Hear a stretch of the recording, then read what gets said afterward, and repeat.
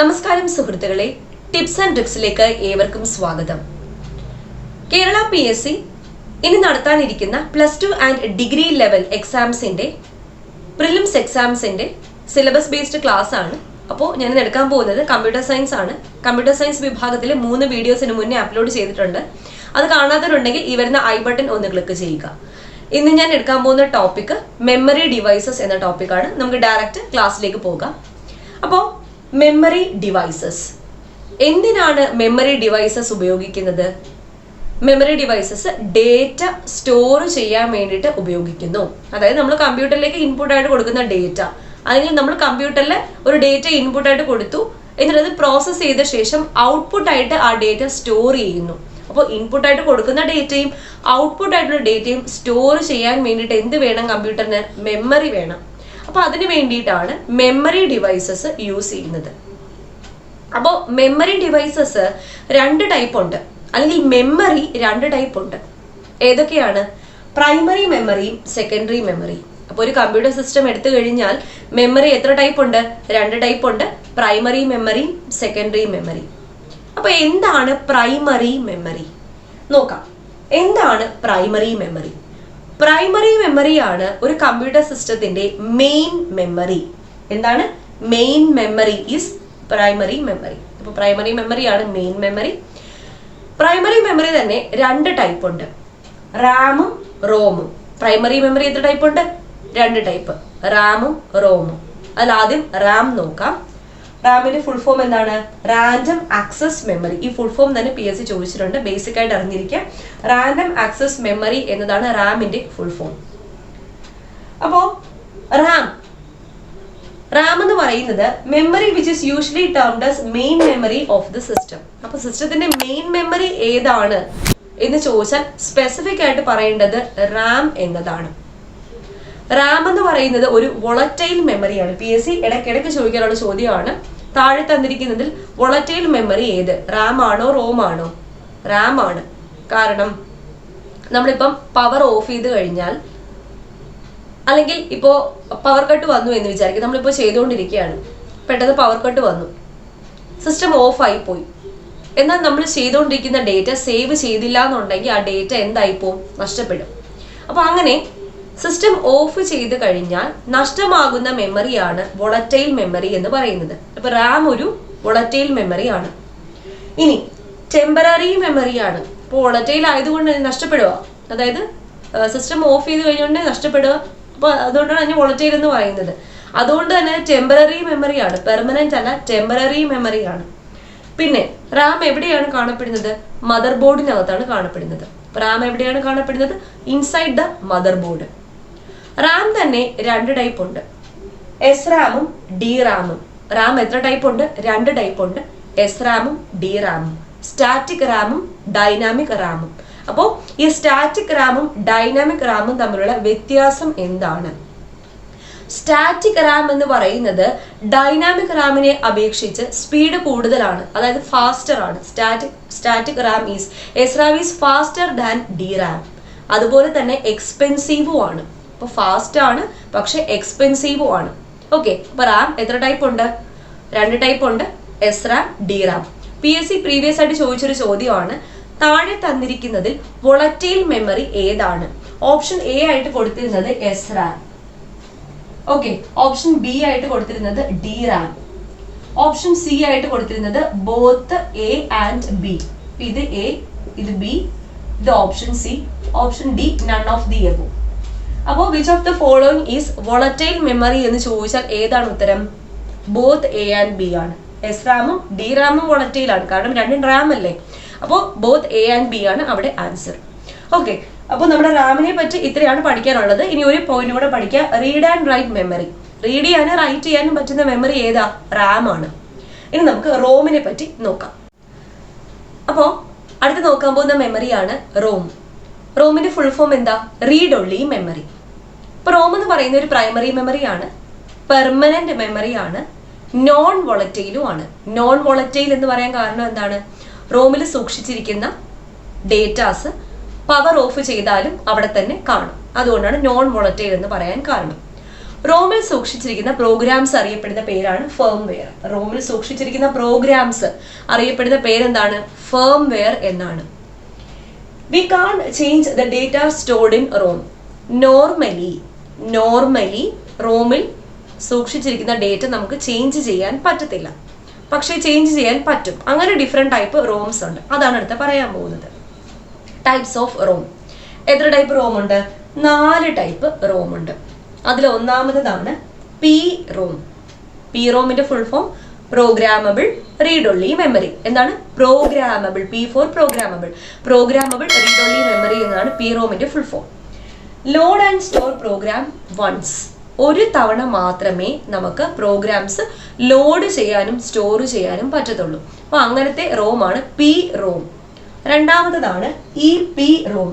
E P ROM എന്ന് പറയുന്നത് erasable programmable read only memory. Erasable programmable read only memory. ഇത് data നമുക്ക് program ചെയ്യാം, ഇറേസ് ചെയ്യാൻ പറ്റും. ഏതിൽ എക്സ്പോസ് ചെയ്താൽ? യു വി ലൈറ്റിൽ, അൾട്രാവയലറ്റ് ലൈറ്റിൽ എക്സ്പോസ് ചെയ്തു കഴിഞ്ഞാൽ ഇതില് ഡേറ്റാസ് നമുക്ക് ഇറേസ് ചെയ്യാൻ പറ്റും. ആ ടൈപ്പിലെ റോമാണ് ഇ പി റോം. ഇനി ഇ പി റോം ഉണ്ട്. ഇ പി റോമിന്റെ full form electrically erasable programmable read only memory. Electrically, അതായത് ഇലക്ട്രിക് ചാർജ് കൊടുത്തിട്ട് അതിലെ ഡേറ്റാസ് ഇറേസ് ചെയ്യാൻ പറ്റുന്നതാണ് electrically erasable programmable read only memory. ഇനി അടുത്തത് flash E P ROM. Flash E P റോമിന്റെ പ്രത്യേകത എന്ന് പറയുന്നത് ഫാസ്റ്റ് ആയിട്ട് ഇറേസ് ചെയ്യാൻ പറ്റും. അതായത് സാധാരണഗതിയിൽ ഒരു ബൈറ്റ് ബൈ ബൈറ്റ് ആയിട്ടായിരിക്കും ഇറേസ് ചെയ്യാൻ പറ്റുന്നത്. ഇതെന്ന് പറയുന്നത് ഒരു ബ്ലോക്ക് അല്ലെങ്കിൽ ഒരു എൻ്റെ ചിപ്പായിട്ടായിരിക്കും എന്ത് ചെയ്യാൻ പറ്റുന്നത്? ഇറേസ് ചെയ്യാൻ പറ്റുന്നത്, അതായത് പ്രോഗ്രാംസ്. ഇതാണ് 4 ടൈപ്പ് റോം എന്ന് പറയുന്നത്. അപ്പൊ ഈ റാമും റോമും കൂടെ അടങ്ങുന്നതാണ് പ്രൈമറി മെമ്മറി. ഇനി നമുക്ക് രണ്ടാമത്തെ മെമ്മറിയായ സെക്കൻഡറി മെമ്മറിയെ പറ്റി പഠിക്കാം. അടുത്തത് സെക്കൻഡറി മെമ്മറിയാണ്. സെക്കൻഡറി മെമ്മറി അറിയപ്പെടുന്ന മറ്റൊരു പേരാണ് എക്സ്റ്റേണൽ മെമ്മറി. അപ്പോൾ ഈ എക്സ്റ്റേണൽ മെമ്മറി അല്ലെങ്കിൽ സെക്കൻഡറി മെമ്മറിക്ക് സി പി യുമായിട്ട് ബന്ധമൊന്നുമില്ല. അതായത് സി പി യുവിന് ആക്സസ് ചെയ്യാൻ പറ്റത്തില്ല. സി പി യുവിൻ്റെ അകത്തല്ല സ്ഥിതി ചെയ്യുന്നത്. സി പി യു ആയിട്ട് ബന്ധമൊന്നുമില്ല. നമ്മൾ എക്സ്റ്റേണൽ സ്റ്റോറേജ് ഡിവൈസ് ആയിട്ടാണ് ഈ സംഭവങ്ങൾ യൂസ് ചെയ്യുന്നത്. സി പി യുവിന് ഡയറക്റ്റായിട്ട് ആക്സസ് ചെയ്യാൻ പറ്റുന്നത് പ്രൈമറി മെമ്മറിയാണ്. അല്ലാതെ ഈ സെക്കൻഡറി മെമ്മറി കൂടുതൽ സ്റ്റോറേജിന് വേണ്ടിയിട്ട് നമ്മൾ ഉപയോഗിക്കുന്ന സാധനങ്ങളാണ് സെക്കൻഡറി മെമ്മറി എന്ന് പറയുന്നത്, അല്ലെങ്കിൽ സെക്കൻഡറി സ്റ്റോറേജ് ഡിവൈസസ് എന്ന് പറയുന്നത്. ഇതിലെ ഡേറ്റ പെർമനന്റ് ആയിട്ടാണ് സ്റ്റോർ ചെയ്യുന്നത്. എങ്ങനെയാണ്? പെർമനന്റ് ആയിട്ട്. അപ്പോ എക്സാമ്പിൾസ് പറയുകയാണെങ്കിൽ magnetic tape, magnetic disk, optical disk, flash drive. അപ്പോൾ മെയിൻ സെക്കൻഡറി സ്റ്റോറേജ് ഡിവൈസസ് ഏതൊക്കെയാണ്? സെക്കൻഡറി മെമ്മറി ഏതൊക്കെയാണ്? ഒന്ന് മാഗ്നറ്റിക് ടേപ്പ്, രണ്ടാമത്തത് മാഗ്നറ്റിക് ഡിസ്ക്. മാഗ്നറ്റിക് ഡിസ്കിലാണ് ഏതൊക്കെ വരുന്നത്? ഹാർഡ് ഡിസ്കും ഫ്ലോപ്പി ഡിസ്കും വരുന്നത്. മൂന്നാമത്തത് ഒപ്റ്റിക്കൽ ഡിസ്ക്, അതിലാണ് CD-യും DVD ഒക്കെ വരുന്നത്. നാലാമത്തത് ഫ്ലാഷ് ഡ്രൈവ് ആണ്. അപ്പൊ ഇത് ഓരോന്നായിട്ട് നോക്കാം. ആദ്യത്തേത് മാഗ്നറ്റിക് ടേപ്പ്. മാഗ്നറ്റിക് ടേപ്പ് എന്ന് പറയുന്നത് ഒരു സെക്കൻഡറി സ്റ്റോറേജ് ഡിവൈസ് ആണ്. ഇതെന്ന് പറയുന്നത് ഇതിനകത്ത് അടങ്ങിയിരിക്കുന്ന ഒരു thin tape with coating of fine magnetic material. ഒരു തിൻ ടേപ്പ് ആണ്. അതിൽ ഫൈൻ ആയിട്ടുള്ള ഒരു മാഗ്നറ്റിക് മെറ്റീരിയലും ഉണ്ട്, റെക്കോർഡിംഗ് മീഡിയം ആയിട്ട്. ജസ്റ്റ് അതൊന്ന് ഓർത്തിരുന്നാൽ മാത്രം മതി. എന്താണ്? Thin tape with coating of fine magnetic material. ഇതാണ് മാഗ്നറ്റിക് ടേപ്പിനകത്ത് അടങ്ങിയിരിക്കുന്നത്. അടുത്തത് മാഗ്നറ്റിക് ഡിസ്ക്. മാഗ്നറ്റിക് ഡിസ്ക് എന്ന് പറയുമ്പോഴത്തേക്കും അതിന് എക്സാമ്പിൾസ് ആണ് ഹാർഡ് ഡിസ്കും ഫ്ലോപ്പി ഡിസ്കും. ഇതിനെ പറ്റി കുറച്ച് ഡീറ്റെയിൽ ആയിട്ട് തന്നെ പഠിക്കാനുണ്ട്. ആദ്യം നോക്കാം ഹാർഡ് ഡിസ്ക്. ഹാർഡ് ഡിസ്ക് എവിടെയാണ് സ്ഥിതി ചെയ്യുന്നത്? നോർമലി CPU-ന്റെ അകത്താണ് സ്ഥിതി ചെയ്യുന്നത്. ഹാർഡ് ഡിസ്കിനെ ട്രാക്സും സെക്ടേഴ്സും ആയിട്ടാണ് ഡിവൈഡ് ചെയ്തിരിക്കുന്നത്. ഇങ്ങനെ ഹാർഡ് ഡിസ്കിനെ ട്രാക്സ് ആയിട്ടും സെക്ടേഴ്സ് ആയിട്ടും ഡിവൈഡ് ചെയ്യുന്ന ആ ഒരു പ്രോസസ്സിനെ പറയുന്ന പേരാണ് ഫോർമാറ്റിംഗ്. ഇത് ചോദിക്കാൻ ചാൻസ് ഉള്ള ചോദ്യമാണ് ഫോർമാറ്റിംഗ്. അതായത് dividing the hard disk into tracks and sectors is known as formatting. Normally hard ഡിസ്കിന്റെ മെമ്മറി അളക്കുന്ന യൂണിറ്റ് MB അല്ലെങ്കിൽ GB, അതായത് മെഗാബൈറ്റ് അല്ലെങ്കിൽ ജിഗാബൈറ്റിലായിരിക്കും ഹാർഡ് ഡിസ്കിന്റെ മെമ്മറി അളക്കുന്നത്. ഹാർഡ് ഡിസ്കിന്റെ സ്പീഡ് അളക്കുന്ന യൂണിറ്റ് എന്ന് പറയുന്നത് RPM ആണ്. എന്താണ്? RPM, revolutions per minute.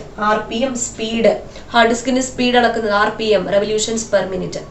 Normally ഒരു ഹാർഡ് ഡിസ്കിന്റെ സെക്ടറിന്റെ സൈസ് എന്ന് പറയുന്നത് 512 ബൈറ്റ് ആണ്. 512 ബൈറ്റ് ആണ് നോർമലി ഒരു ഹാർഡ് ഡിസ്കിന്റെ സെക്ടറിന്റെ സൈസ് എന്ന് പറയുന്നത്. ഇനി എക്സ്റ്റേണൽ ആയിട്ട് നമ്മൾ ഹാർഡ് ഡിസ്ക് യൂസ് ചെയ്യാറുണ്ട്, കണ്ടിട്ടുണ്ടായിരിക്കുമല്ലോ. എക്സ്റ്റേണൽ ഹാർഡ് ഡിസ്കും സ്റ്റോറേജിന് വേണ്ടിയിട്ട് യൂസ് ചെയ്യാറുണ്ട്. അപ്പൊ ഇത്രയാണ് ഹാർഡ് ഡിസ്കിനെ പറ്റി പഠിക്കാനുള്ളത്. അടുത്ത ഫ്ലോപ്പി ഡിസ്ക് നോക്കാം. അടുത്ത് നോക്കാൻ പോകുന്നത് ഫ്ലോപ്പി ഡിസ്കിനെ പറ്റിയാണ്.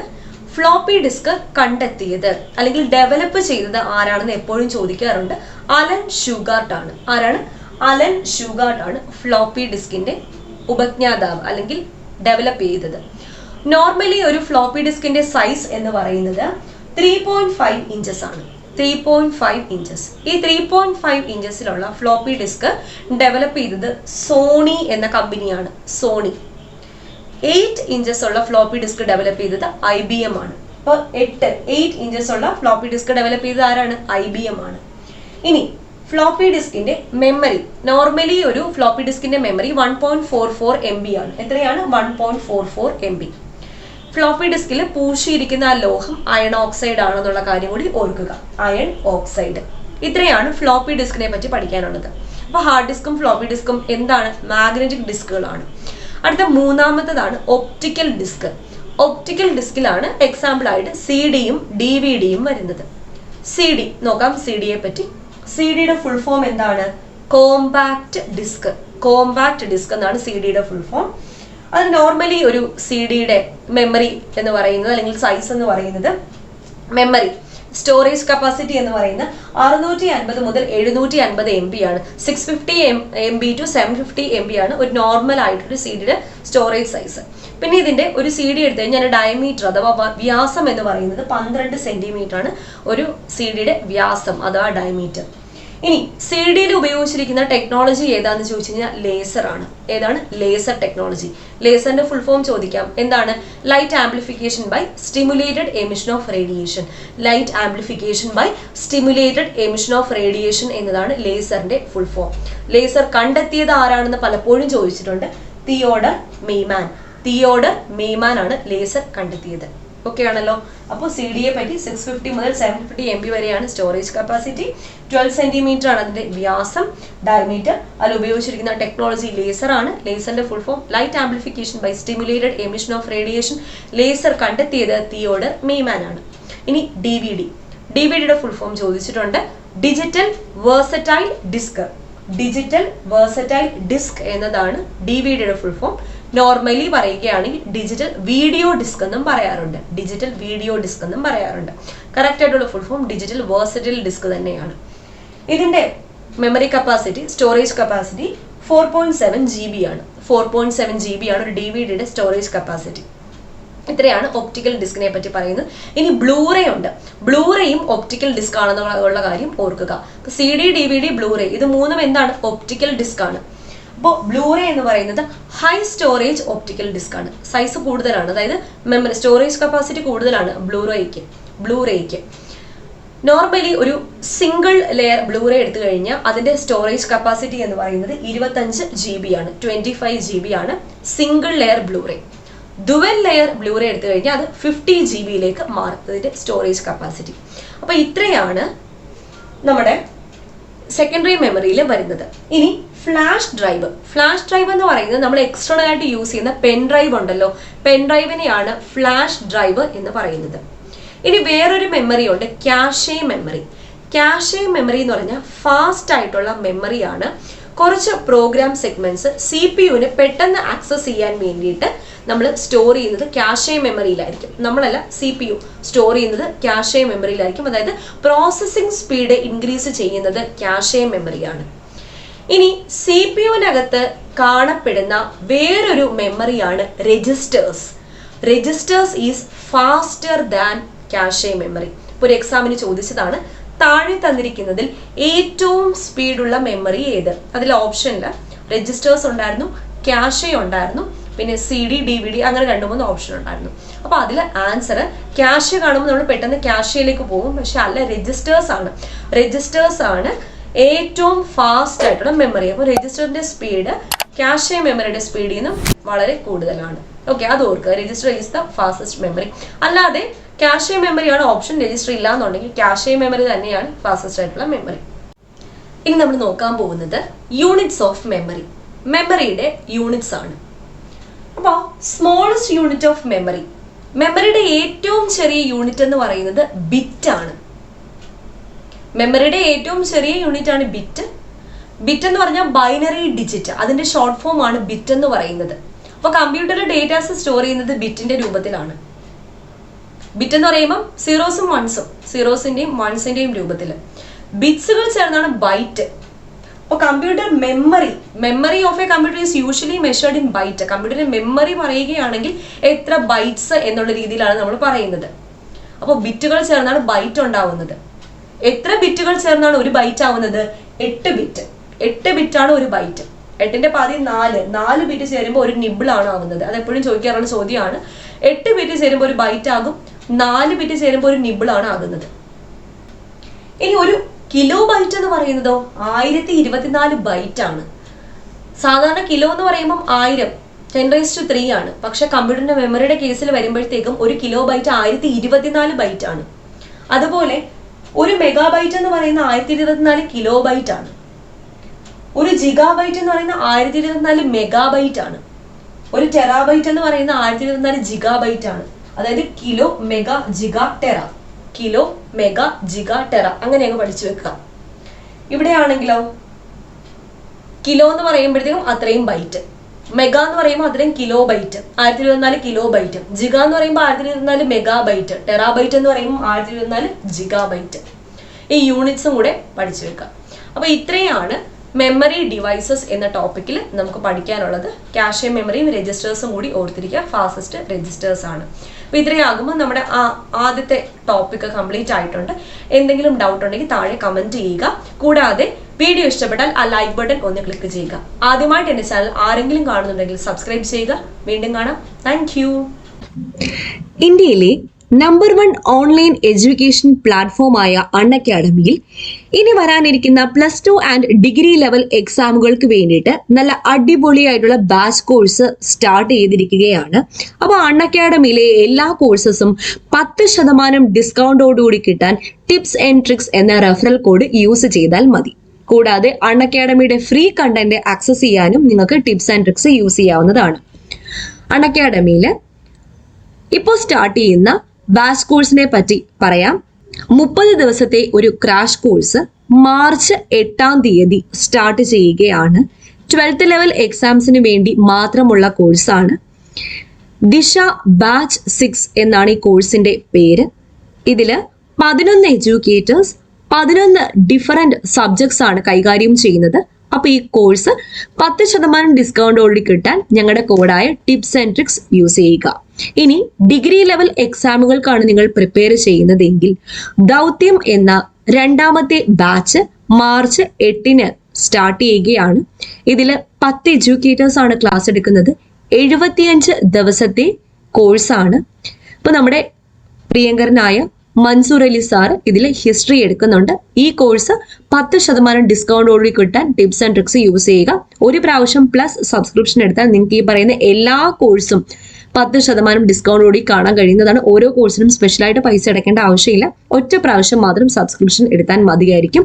കൂടാതെ അൺഅക്കാഡമിയിൽ Monday to Saturday daily 8 PM 20 minute 20 ചോദ്യങ്ങൾ എന്ന ക്യൂസ് സീരീസ്, സബ്ജക്ട് ബേസ്ഡ് ആയിട്ടുള്ള ക്യൂസ് സീരീസും പോകുന്നുണ്ട്. T20 സീരീസ് എന്നാണ് പേര്. ഇത് നിങ്ങൾക്ക് ഫ്രീ ആയിട്ട് അറ്റൻഡ് ചെയ്യാവുന്നതാണ്. അപ്പോൾ മറക്കണ്ട, ടിപ്സ് ആൻഡ് ട്രിക്സ് എന്ന റെഫറൽ കോഡ് യൂസ് ചെയ്യുകയാണെങ്കിൽ നിങ്ങൾക്ക് 10% ഡിസ്കൗണ്ടും അതുപോലെ ഫ്രീ കണ്ടന്റും ആക്സസ് ചെയ്യാൻ പറ്റുന്നതാണ്. ഓക്കെ, അപ്പോൾ മറക്കണ്ട, അൺഅക്കാഡമി ഇന്ന് തന്നെ ഡൗൺലോഡ് ചെയ്യൂ. ഓക്കെ.